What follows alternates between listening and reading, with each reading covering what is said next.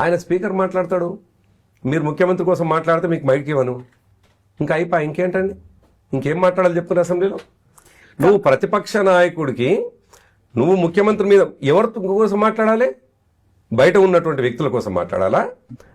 హౌస్లో లేనటువంటి వ్యక్తుల కోసం మాట్లాడాలా? లేకపోతే నరేంద్ర మోడీ కోసం మాట్లాడాలా? లేదు సోనియా గాంధీ కోసం మాట్లాడాలా? రాహుల్ గాంధీ కోసం మాట్లాడాలా? లేదు 2014 కంటే ముందు కాంగ్రెస్ పార్టీ తెలంగాణ ప్రాంతానికి నీళ్ల విషయంలో చేసిన అన్యాయాల కోసం మాట్లాడాలా? మేము మాట్లాడేది ఈ ప్రభుత్వం 2 సంవత్సరాలుగా రేవంత్ రెడ్డి గారు వచ్చిన తర్వాత 90 టీఎంసీల నీళ్ళని 45 టీఎంసీలకి ఎందుకు కుదించడం అనేటువంటి ఆర్గ్యుమెంట్ మాది ఉంటుంది డెఫినెట్గా.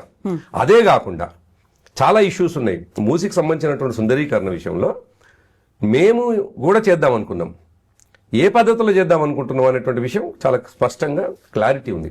మా చెప్తున్నటువంటి విషయాన్ని పట్టించుకోకపోగా ఆయన ఉపన్యాసంలో ఒక స్ట్రీట్ బాయ్ లాగా, ఒక బాయ్ అనే కానీ స్ట్రీట్ రౌడీ లాగా ఆయన ఉపన్యాసం ఆయన మాట్లాడుకోనిచ్చు. ఎవరి సీట్లలో వాళ్ళు బీఆర్ఎస్ ఎమ్మెల్యేలు కూర్చుంటే వాళ్ళ కళ్ళల్లో చూడు ఎంత విషయం కనిపిస్తూ ఉంది.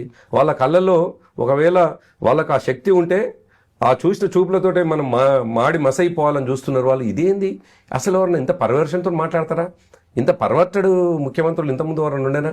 నేను అందుకేమంటున్నానంటే ఒక పాజిటివ్ డిస్కషన్ జరగాల్సినటువంటి అసెంబ్లీలో నీకు నువ్వే ప్రొవోకేట్ చేసి, నీకు నువ్వే రెచ్చగొట్టి, అవతల వ్యక్తులను గౌరవించకుండా, నిజానికి రేవంత్ రెడ్డి సీనియర్ కాదు, రేవంత్ రెడ్డి చాలా జూనియర్ అండి.